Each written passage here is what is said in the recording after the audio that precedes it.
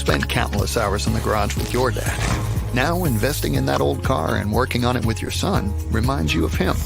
And his legacy lives on. Fund your passion with a low-interest home equity line of credit from Bank of Blue Valley. Mwah. No, stop it. You don't have dinosaur toys? No, I don't. Mm-mm. Well, you know. Teenagers that don't talk to me, so. Oh, yeah. I have a temper tantrum and toddlers right now. So, you know, I'm enjoying it while I can. How is your day going with this beautiful weather brought to us by Bank of Blue Valley and Burns and McDonnell? Oh, yes. They brought us the weather. I just went on a walk. I made myself go on a walk in the middle of the day, which I never do. But I think it's good for my mental health. So I'm going to start trying to do it. Yeah, I talk to my wife, Julie, about that all the time. The vitamin D is really good for you. And funny enough, I was talking to you today about routine and maybe hinting towards a little bit of an icebreaker for our amazing panel that we're about to bring on. But I think the Super Bowl threw everyone's routine out of whack. And a lot of our happiness, I think, comes from routine. Did you know today's Fat Tuesday? Is that me? Well, I think none of Kansas City, none of the cheat. We don't want any more drinking. Even though there's drinks with leaders, one of our guest matches as well. But yeah, no drinking at least until Thursday. I have friends that are out for Fat Tuesday right now, actually. And down at Lula's, if you haven't been there, they're great. They're having a big celebration. The old Nara, but now they're like Cajun food, so they're having a big celebration. Is it called Gales that we want to do a tour and go host at?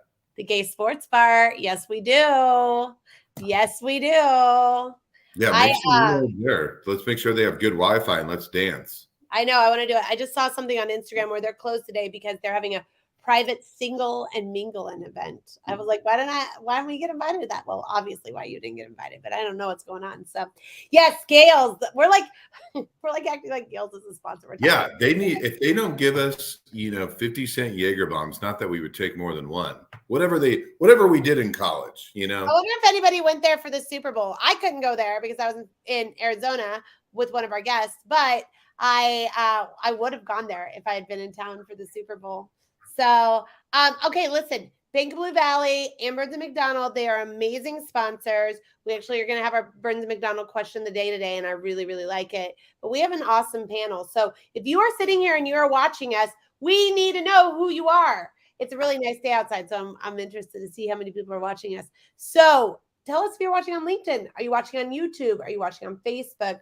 Are you watching the live or did you watch the replay?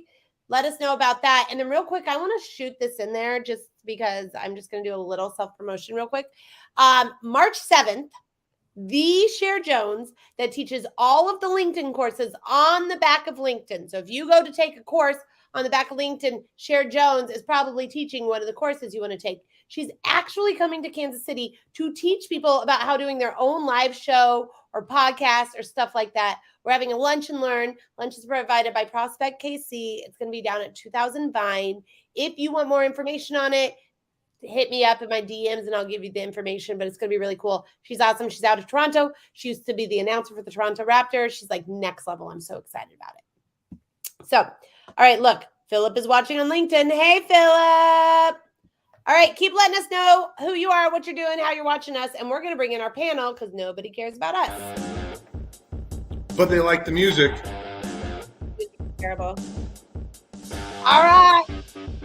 First things first, Miss Amy Slattery. We got Jennifer Dehan, Chukky, and maybe. Hi, guys. How are you? Hey, good. We've added that music since some of you guys have been on the show before. It's a great addition. All right, Amy, who are you? What do you do? And how do you get to Kansas City? I'm Amy Slattery. I'm the owner of Odimo Architects. We're an architecture practice based in Brookside. We've been in practice now 7 years as of last week. So that's pretty awesome. I graduated from KU and ended up in Kansas City, worked for some great corporate companies in architecture. And again, started this about 7 years ago. So it's a great town. We love it for the design culture and everything that it's given us for our profession so far. Amy, do you ever do any work downtown, or do you ever do any work throughout the country? And please share with the audience the projects that you typically do.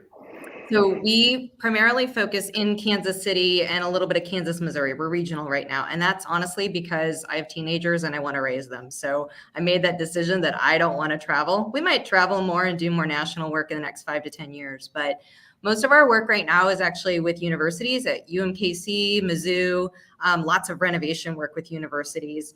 We also do a lot of office. So office is a really interesting subject I want to talk about. But we're doing a lot of really cool things with really thinking about where the future of office is going. And then our ground up work is in affordable housing. So we have a couple of new starts every year that we look for in affordable housing. And then the last piece, we really love working with nonprofits. So that is any kind of project that you can imagine. We recently did a master plan for Northeast Community Center in the old Northeast, and hoping to work with them on their fundraising to make some projects happen. So lots of things. It's a great project, grouping interiors and architecture, and a lot of client work. It's great. Okay, so Amy and I actually met. We had done Scale Up a few years ago, and we met through Scale Up. Yeah. Do you want to talk about, because a lot of times I find that people, especially like mid-business, kind of where we're both almost 7 years. Yeah. We were Yeah. both almost like 4 years, 2, 3, 4 years at that point. I can't even remember at this point. Yeah. But talk about how programs like that, like how you knew about programs like that and how they helped your business. We have a lot of young businesses that watch. Yeah. So I, again, came from corporate, worked with big companies. And before I left corporate, knew I needed more business training, because in architecture, you learn about design and working with engineers and working with clients, and not necessarily the business side of what we do. So I took the fast track course, which is like a 16-week business startup course through Kauffman Foundation. And I'd always stayed in touch with them after that. So I took that before I started the business. And then when we did Scale Up, I was really trying to think about how I could grow big and take a small business and scale it. At the time, that was 2018 when we took that, when we met.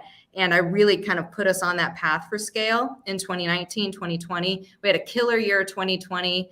Or 2019, and then 2020 dropped us actually. So I feel like I'm in like the second round of the business after the last 3 years. I've almost kind of started new. A lot of change, but a lot of learning, both from the Scale Up process and kind of what we all went through over the last 3 years with rethinking business, and honestly, the way that we run our lives and how our businesses and lives kind of dovetail. So love to talk more about it, but KaufmanFoundation.org. If you are thinking about starting a business, check those guys out. Also, US SourceLink is actually based here. That was founded with KC SourceLink. It's all here at UMKC at the Entrepreneurial Center. So we have a pretty amazing infrastructure for entrepreneurs and startups in the city. So awesome. Yeah. Well, thanks for being with us again. Yeah, I think thanks for having me. Very first guest back in the day. I know, it's been a while. It's good to see you virtually, at least. Speaking of one of our first guests on our first show was Jennifer. So Jennifer, who are you? What do you do? And how do you get to Kansas City? All right. Yes, it was so exciting to be part of that first show and to see how much Drinks with Leaders has grown. It's been so wonderful watching this over the years. My name is Jennifer Dehan. I am a founder and owner of Velocity Staff. We are a staffing and consulting company that specializes in finding professional resources for companies on a contract for hire, and permanent placement basis. And I was born and raised in Kansas City. I'm actually an original Overland Parkian. I went to Shawnee Mission South High School. I went to Kansas State University and got my master's degree here locally as well. Velocity Staff, we are in our 18th year. We're getting closer and closer to our 20-year anniversary. But much as you said, it's interesting. We were climbing a hill for so many years, and then 2020 happened, and we're really in a brand new phase of our business. Business is very different now than it was in March of 2020. So it's been an exciting ride for us, and we're learning a lot along the way, certainly as well. So happy to be here and happy to be part of Drinks with Leaders today.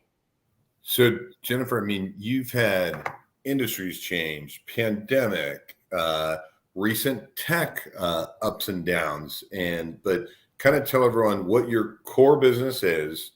And then number two, how do you empower your leaders to handle change? I know you handle change well, but how do you empower your leaders that work for you to handle change? Sure. Really, our core business is, again, staffing in the professional resources area. We work with IT, engineering, scientific type positions, typically looking for people who have unique skill sets that are problem solvers for our clients, basically.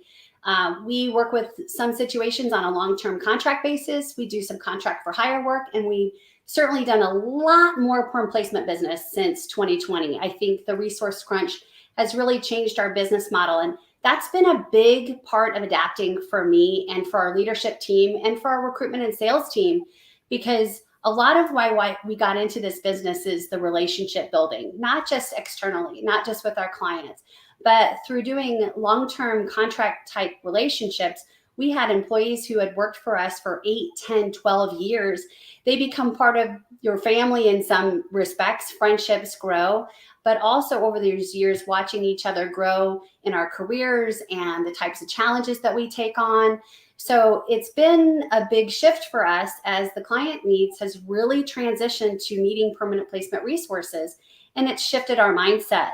So as a leadership team, we had to get together and talk about some of the frustrations that we were experiencing, some of the loss, actually. When 2020 happened, a lot of contractors were told to go. A lot of contracts that maybe were in process, those projects had to come to a complete halt. Companies were going through financial crisis, so they had to pick and choose what they were going to hold on to. So for us, what we had to do is figure out, how can we problem solve? How can we be there and in support? And if it's not doing placements right now, and it's not working on contract type openings, then we need to help everybody else reframe. How can we bring our experience to the table to counsel, to help people build their resumes if they hadn't been on the job market for a long time? How to help people go from maybe at one point they'd only been a captive permanent employee, and now the opportunities that they see in front of them are contract based, and they were afraid of that. And what it did is it empowered our leadership team to really look at how they solved problems for people. They thought that their purpose had gone away. And I explained to them, no, your purpose has just changed. So it's great to see everybody flourish and blossom in their new role, and really in the new way they supported the professional community. And we've seen a lot of success with it. And it's going to change again. I mean, things change constantly. We're already seeing a lot more contract-based engagements. So I think what we're going to have to do is continue to ebb and flow and motivate one another as we deal with the change that happens in the marketplace. Okay, what industries specifically? Because I have a question based off what I think the answer is. Industries in terms of where we're seeing more contract-based needs, or industries that we support? Well, both. Okay. Well, overall, we support across the board, banking and finance. We work with retail and the entertainment industry. We work with laboratories and scientific type environments as well. We work with utility companies. We work with hospital organizations. So in terms of the industry, it's across the board. The functions themselves can kind of be geared towards more, again, looking at specific needs for IT projects, engineering needs, architecture needs, scientific needs. So from the perspective across the board, we saw companies going to more permanent needs.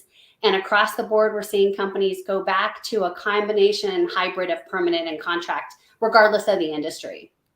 Well, I'm interested to see how, like, are you guys having the conversation of how far AI has just come in the past, really 90 days, every day it's doubling where it was before, and what that looks like for both your contract placements as well as your business? Oh, very much so. It's interesting. One of my favorite colleagues that I've worked with for many years was really kind of early on in terms of consulting and working within the AI world. He was working with some things at H&R Block. He was working with some global projects, and he started a consulting firm. The challenge is finding people who have experience working within AI itself. I think a lot of people are interested in learning. Companies are going to have to be flexible and look for talented people with a great foundation that are willing to learn. But AI is going to really affect and manage how we do things on a day-to-day basis. it's helping steer decisions every single day that we don't even realize yet.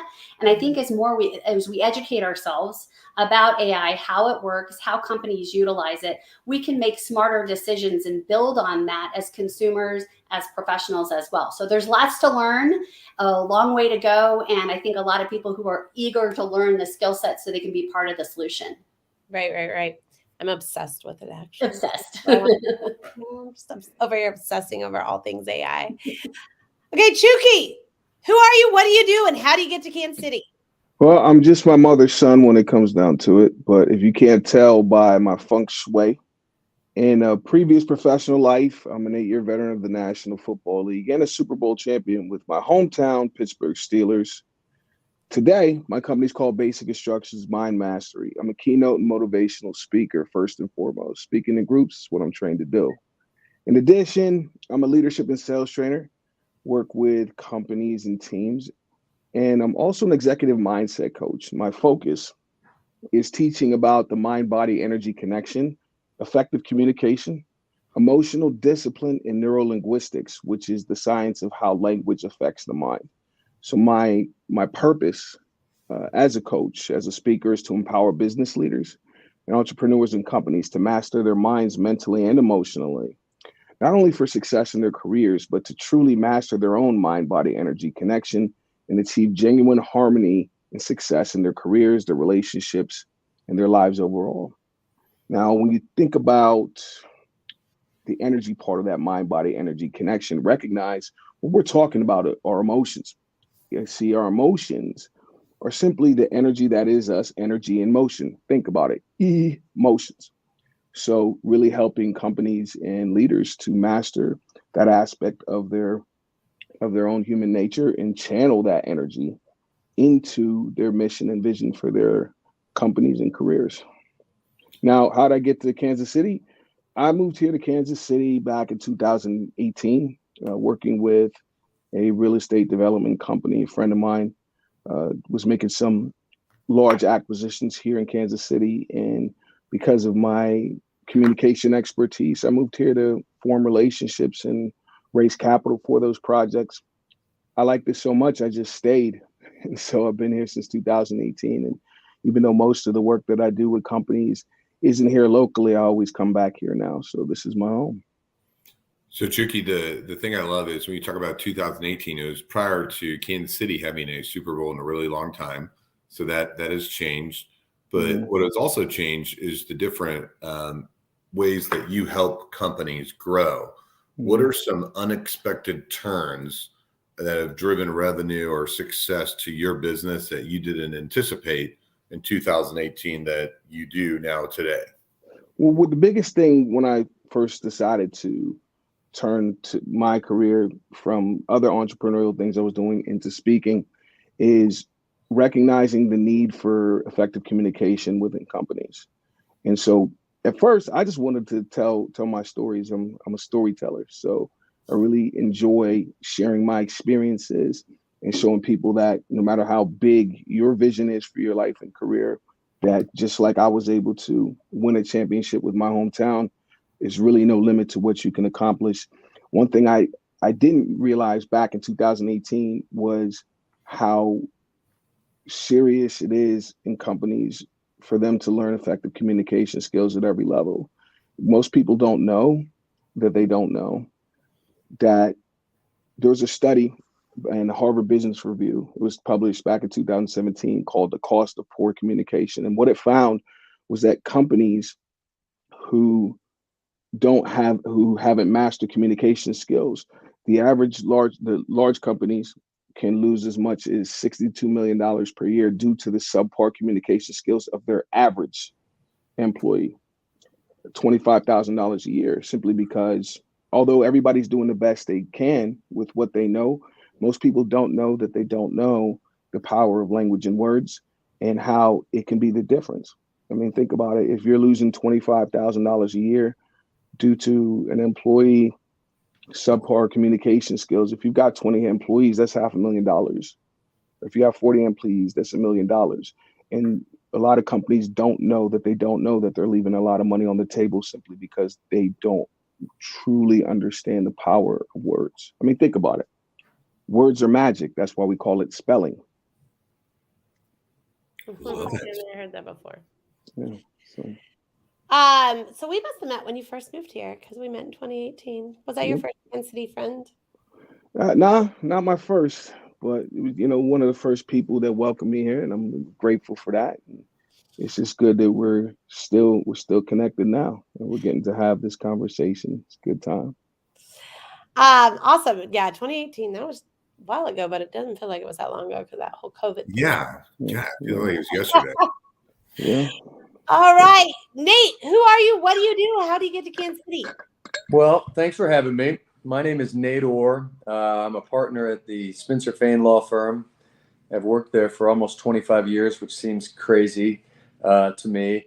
For those of you that know me, I'm about the biggest KC booster you'll ever meet. So to me, it feels like Kansas City and I crawled out of the water together in the prehistoric ages. I have been here almost my whole life. I left the city for a little more than a decade, but born and raised here. I'm a KC Mo city kid. Grew up in the public schools. Went to Lincoln High. My dad and my mom were very, very civically involved in this community, which I think probably rubbed off on me. I've always been a huge advocate for downtown and the urban core. Continue to do a lot of that work. At Spencer Fane, if you don't know the firm, it's an old big corporate law firm. We've got about 500 lawyers now in 25 offices across the U.S. When I started there in '99, we were just in Kansas City. We probably had 70 lawyers. That was a big firm back then.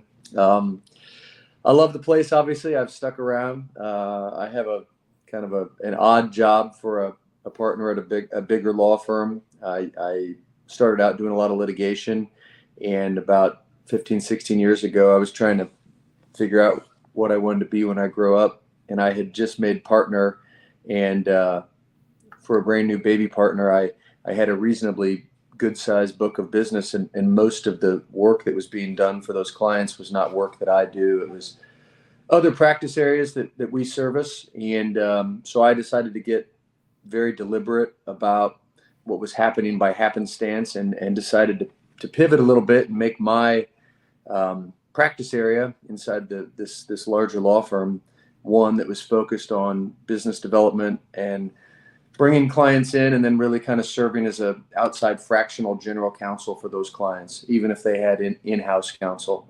So I love the work. It enables me to spend a lot of time with clients and become sort of an extension of the management team. It also dovetails nicely with my real passion, which is this community. And being involved in the community, it allows me to, leverage a lot of those relationships that we make to help service the community and find ways to see if we can help them on the legal side. So that's what I do. So for the audience that's listening, literally everyone on this panel speaks to hundreds of people on an annual basis, which is really impressive. And so they're showing patience not being the keynote right now. And so that's very impressive. So Nate, I have a ton of questions, but just two simplistic ones, which is one, when did you feel a turning point in the city downtown? Because you had a pulse on it. When do you feel that, what the turning point was? And then secondly, I think a lot of people have a question. I think you're one of the best rainmakers in Kansas City, but if you had to put a date and time on it, I know it's hard. Like how many years did it take of hitting it hard till you feel where you hit your stride? So when did the city turn, and when do you feel like you hit a turning point in your career in terms of rainmaking? So those are great questions. To me, my turning point date point for the turn of downtown, which I think in turn is what turned the community, right? I mean, when I break down metropolitan areas, they go as their downtowns go. The downtowns are the faces, the downtowns are the heart. I mean, without the downtown, everything else, it just dies. The rings die. And my date is a lot earlier than a lot of people, I think, like to talk about, when the Sprint Center and H&R Block opened up. And certainly that was a huge catalyst, and it dropped, billions of dollars of explosive money in there that helped kind of catalyze areas around it. the Performing Arts Center was similar to that time. But I take it out before that, because to me, I study downtowns a lot, and the life cycle of the rebirth of American downtowns, really the spear tip that led everything, and all of the ones that have been successful, was a rebirth of the arts. It was a welcoming of the arts. The arts comes in first. The artists come in. There's cheaper rent. They make a place. They're placemakers, right? They make it an attractive and interesting place where then you end up with restaurant and retail and things that follow it. And so for me, it was really the very early 2000s, and particularly I could name many leaders in this community, in the arts community, that went down there and were pioneers and started to make places, and that led to things like First Fridays that started to bring bodies back into downtown, and from there it goes from the arts to retail to restaurant to all the things that happen. And I think we're on the I was the president of the Downtown Council in 2019, and so that was a year where we had decided that the last piece that we were missing, as everything was swooping up, was the relocation of major corporate tenants back downtown. Because major corporate tenants want, more now than ever, they want a place for employees so they can attract employees. And we have all of that. We have it right now, and we had it then. And COVID, I think, it didn't just set us back, it set every global city back in terms of corporate relocation. And as we'll, I'm sure, talk about on this, it changed, many of these other panelists have touched upon it, it changed everything about how you make places for people to work. So the short answer is, I think it was the early 2000s, Scott, and I'm sorry for being long-winded. No, not at all. And then you personally, when was your turn where you felt like, wow, this is really going well? Because you've invested a lot in relationships, and a lot of people oftentimes think that if they hit it really hard for a year, they can develop a network. And I think that if they study your career, they can get a little bit of context of how long it may take, or what your thought process is on when it went well for you, and as you mentor other partners that want to follow your route.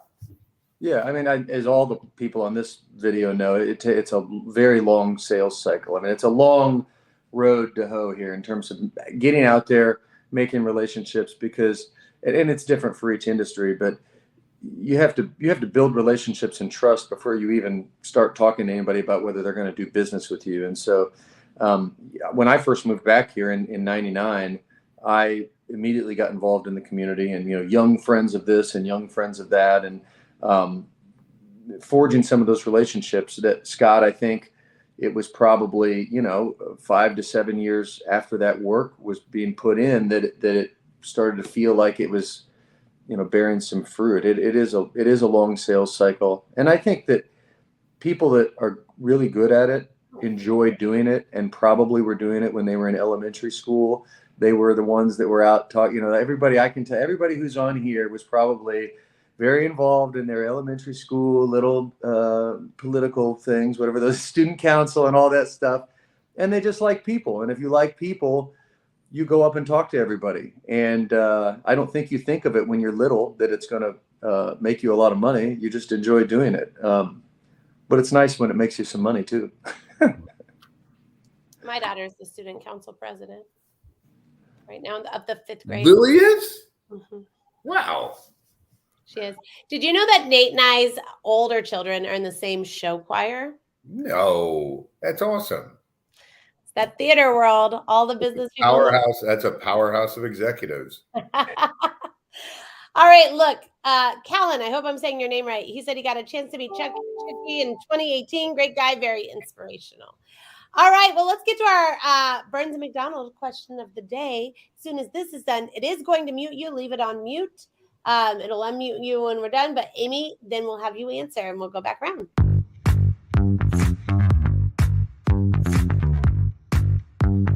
Hello, I am Crystal Holliday, and I'm an HR business partner here at Burns & McDonnell, and I basically help our leadership and management team align their business objectives with their people.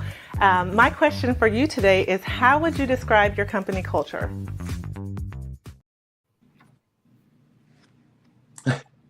Oh, it didn't unmute. That was me. Sorry. Did you get me? Gotcha. Nope, not yet. Go. Am I muted? No, Do you're I get the good. mute? I know this is like a cheesy, everybody says this, but we are very collaborative. I'm a flat culture because we're a small firm. I really want everybody to see and hear the impact of our work on our clients and our collaborators, our engineers that we work with. And it really takes all voices at the table. So we really encourage all voices and reviews of almost all of our work on a daily basis. We meet every day. We talk about all of the work, and we're able to do that because we're small. So we get a variety of perspectives in that way. And it also kind of fosters a relationship between all of the staff. I think we're very tight and know each other maybe too well. And in that way can critique each other's work and provide honest feedback by being in that kind of a shared environment. So collaboration is key. We really feel like we're an extension of our clients and collaborate with our clients as well. And I think that's really in part why we've had success with our work to date.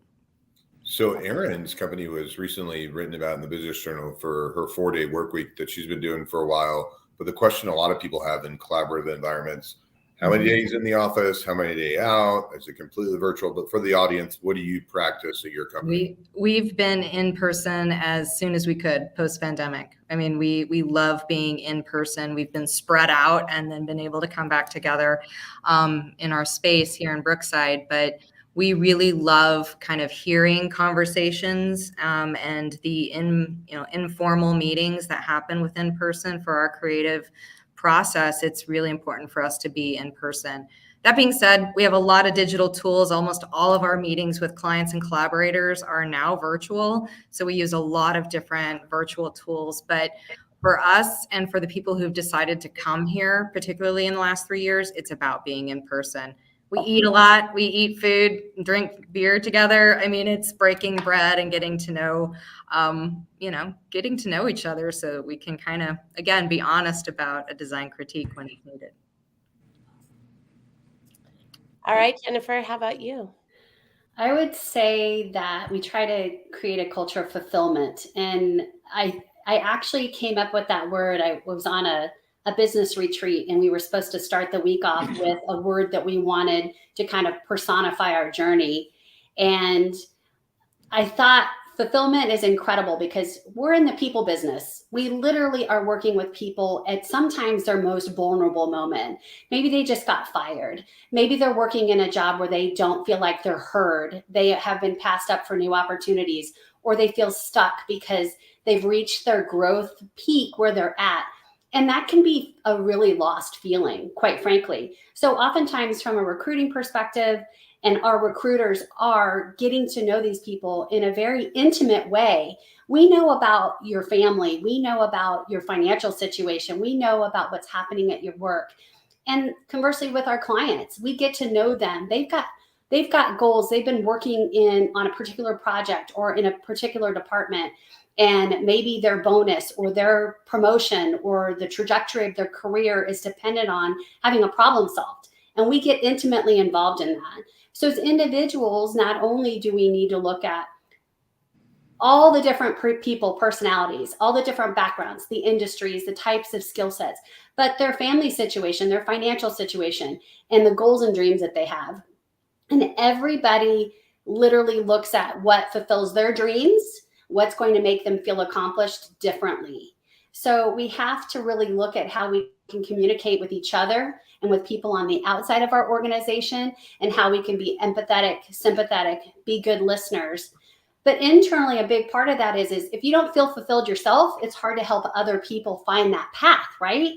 So as a company, we do a lot to be understanding. We're a 24/7 business. Some people will wake up at 4:30 or 5 o'clock in the morning, and that's their only free time to talk to one of our resource directors about a new opportunity, because they're going nonstop at work from 6 a.m. to 10 p.m., which might be one of the reasons why they're looking for a new opportunity. And clients are in the same boat. And so if you as a person within our organization feel like your needs are being met, when you need to have time with family, when you are trying to reach a financial goal or do certain things in terms of vacation, or do things for yourself to feel fulfilled. If we can create an environment that listens to our staff members and helps them to reach their goals and feel good about where they are in their job and in their personal life and that balance, then they can help other people reach that. So I just love that word. I think it's a constant journey. So as a leader, I want to be on that journey with our team and with our clients and with the candidates that we work on and see what we can do to help them find out what will fulfill them, and then anything that we can do to support that dream. Love it. Love it. Love it. Love it. All right. How about you, Chukky? I would say basic instructions, mind mastery. It's a culture of openness and curiosity. It's a culture of learning. It's really funny. I just think about my coach, because my coach, he's from Hawaii. I love this guy. And it's something that he's always said his uncle or his mentor, I believe it was his uncle, would say in the native Hawaiian language, "Aohe pau ko ike ko halau," which translates to realize not all learning comes from your school. There are learnings all around you if you quiet down and open up your mind, because when you change the way you look at things, the things you look at start to change. And thinking about the work that I do with companies, with leaders and entrepreneurs, a lot of times most people don't realize that we're all, I'm going to assume you guys have seen The Wizard of Oz, because when I moved here in 2018, I met some people that hadn't, which freaked me out. But anyway, I'm assuming you've seen it, but you realize that all of us, a lot of times when we feel like our company or in our career or in our relationships in our life, we're hitting a wall and we can't get through this. We have a problem.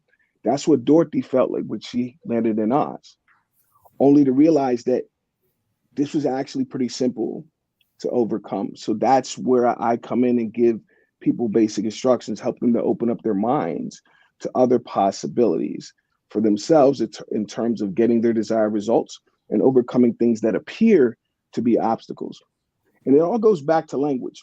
So a lot of times, everyone can relate to the idea of, oh, we've got a problem here in our business and our relationships, whatever. But that word problem, what if we switch them and look at it as a puzzle as opposed to a problem? Because if it's a puzzle, that presupposes two things. Number one, there's a solution. Number two, this could be fun. And so all of a sudden, that thing that made you believe you needed the wizard is something that, I realize all I need are the basic instructions of what is it that I need to learn in order to change how the situation looks. And so that's really what it comes down to, is continuing to remain open and teaching other people how to let go of whatever story they have in their mind that makes them feel like they're rolling with the Scarecrow, Lion, and Tin Man, and start to open up to the power that they actually do have, especially as it pertains to their communication, the words they use, not just with other people, but what's more important, exponentially more important, is the words you use inside. And so it's all about learning. My son played The Wizard of Oz. He played Oz, the wizard in The Wizard of Oz. So I have seen it. Cool. Have you seen the theater one or just the movie? I just know the movie. I'm not a big theater guy, but I'm open to learning. I'm open to learning about it, though. Like, when it comes back around, it's a little bit different at the end. All right. Awesome. Good stuff. Okay, Nate, how about you? What about your company culture? Well, my answer is, it might be a little bit surprising. I think that because people have mentioned collaboration, and I think all of the answers that have been given would be great and might be applicable to our organization as well. But I think the one word I'd use is partnership, which sounds weird because we are a partnership. I mean, the nature of these law firms is that they're law firm partnerships. And so you would imagine that there should be partnership amongst the partners. But the fact of the matter is that these large law firms are also very flat organizations, right? I mean, we've got, 200 plus partners in the law firm. And in these organizations, a lot of the time, everybody who's a partner thinks they own the business. But this isn't the Ford Motor Company where everybody reports to somebody else and there's a clear order, hierarchy. It's flat. And if it's not managed well, you can have more turmoil inside than you would on the outside, which seems, counterintuitive, because we're tasked with advocating for our clients with people on the outside. We should be fighting those battles on the outside of the walls of our organization.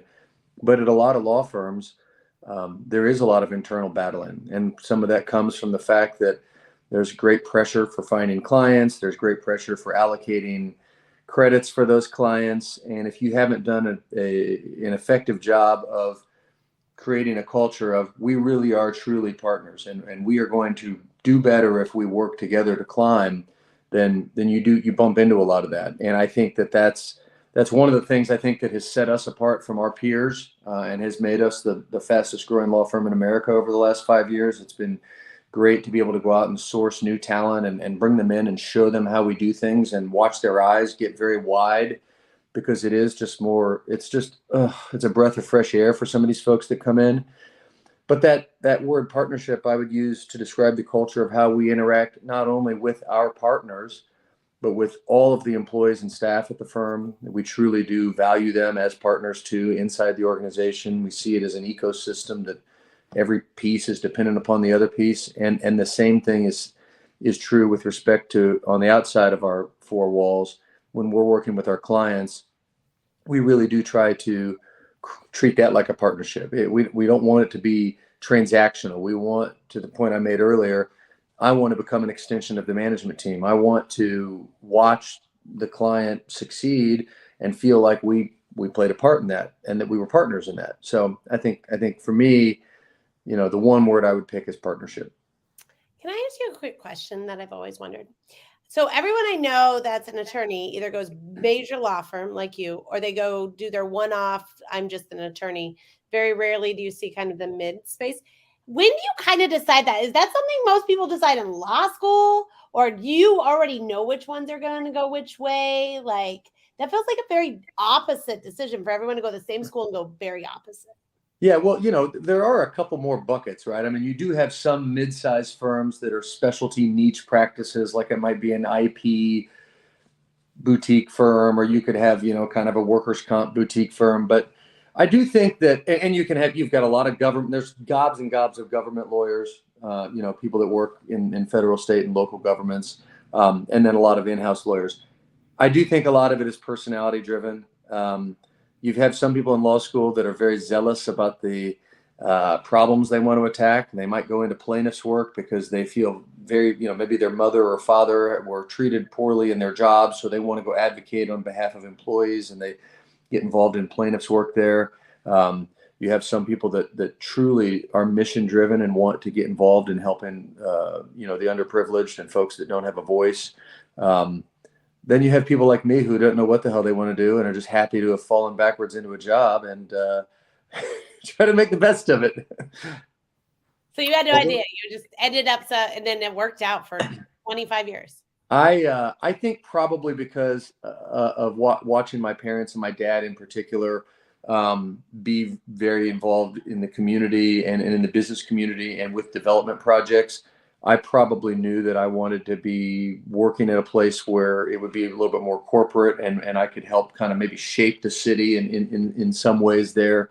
I also was 21 years old and driving around in an old junky car and wanted to have some money so I could get a new car and some bad A suits. And so when Spencer Fane was kind enough to let me come talk to them, I knew that they paid pretty well. So, Aaron, some of us are both mission driven and dollars driven, which is okay as long as you're going along together.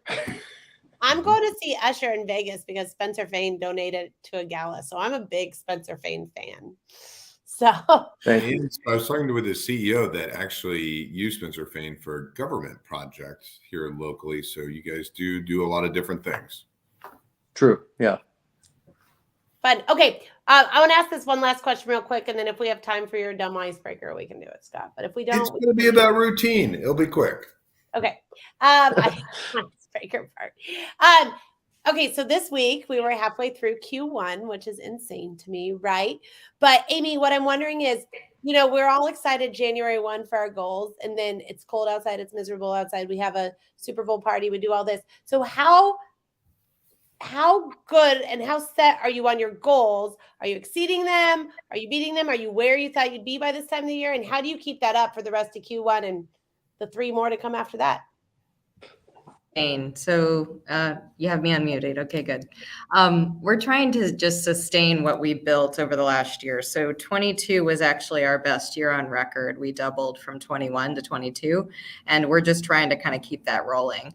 So we've actually turned down a lot more work, and I'm continuing that here this year so far. So we're turning down work, and we're focusing on the work we really want to do. And so we're meeting that goal. I'm trying to hire. That's probably the thing I'm behind on the most, is trying to hire, and really build the staff we need to be probably 10 to 11 people this year. So I'm a little behind on that, but I feel really good about the work that we're doing right now, and the work that we are saying no to, and the work that we're now going to have time to spend more of our efforts on. And I think that is where we're going to continue to sustain, because I think I could get back on the growth bandwagon and kind of try to shoot for the stars again, but I kind of want to go deep and stay focused on quality and serving our community with really great design, and being able to follow through on our promises and commitments to our clients and our communities with our work. So I'm also very concerned, as I was last year, because we had that amazing growth trajectory last year, making sure that my team is healthy and is able to not overwork, and that we're sharing the load appropriately, and that everybody's really taking care of themselves and their family. And that continues to be a bit of an issue, as we all experienced here over the holidays. So really making sure that everybody's sustaining themselves and our work and our clients, because we can only do our best work when we're healthy. I like it. Yeah. Okay, speaking of hiring, Jennifer, where are you at on your goals and for the rest of the year?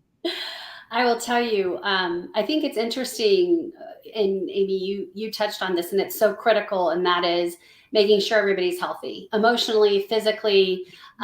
We're a small team internally, because by the nature of our business, we're placing people externally that are working on site at our client locations, or even if they're remote, they're really collaborating externally from our core organization in the office. So I'd say we're on track with our goals so far this year. I think, obviously, one of the things that, as our business model changed from doing a lot of long-term contract work to more perm placement, we're starting to see, again, as I had said earlier, more contract-based work opening up. And so we are splitting our time. Again, there's a lot going on.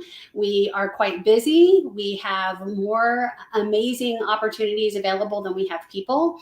So we have to balance and share the load quite a bit. I've had a very rough couple of months. I had shoulder surgery. I lost my dad last week. As a team, it's so wonderful to see how much people have stepped in to help me. And I recognize that many of my team members have had struggles, especially in the last couple of years, and it's amplified by all the changes. I think because things were so uncertain in the latter parts of 2020 and well into 2021, 2022, people were shooting out like rockets. I think people were trying to almost make up for all that lost time, this time warp we've been living in. And I started to see that wearing people down. Our team members, our clients, even our candidates. I started seeing people being a lot more exhausted emotionally, physically. In the last part of 2022, I see some of that lingering in 2023.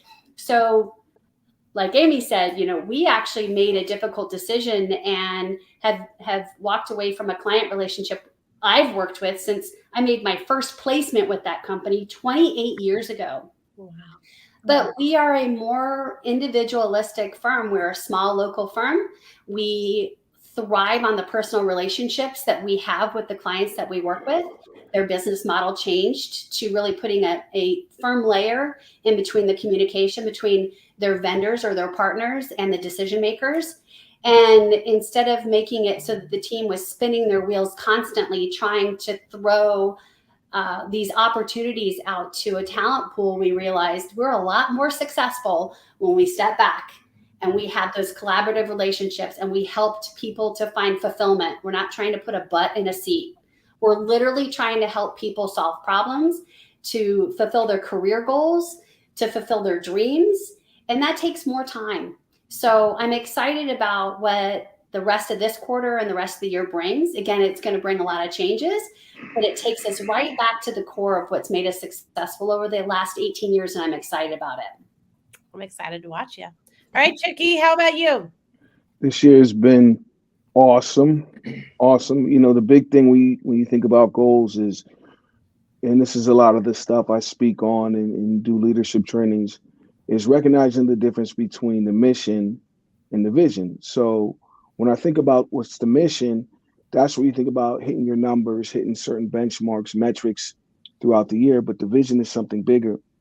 And so I always keep my vision in mind, and so long as I'm working closer to creating that reality that I see for myself and the impact that Basic Instructions is destined to have, not only in this Kansas City community, but in the global community, really helping people to become empowered and recognize that whatever you think you are so much more than that. You have so much more capability. And just like Dorothy, once you learn the basic instructions, getting to that place of fulfillment, finding your place in the world, the impact, the legacy you're meant to leave behind with your company, with your family, with yourself as an individual. It's really a lot simpler than most people know. It reminds me of when I was on the Steelers, and it was actually the year we won the Super Bowl, but we ran into a rough spot in the middle of the year, and our coach said to us, guys, when you think about where you are right now in this season, realize that you don't know what you don't know. And believe it or not, it's what you don't know that's running the show right now, called your career and your life.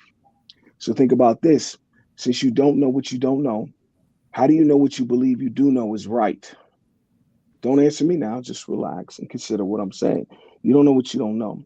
And so I've had the opportunity. I've done 8 keynotes so far this year.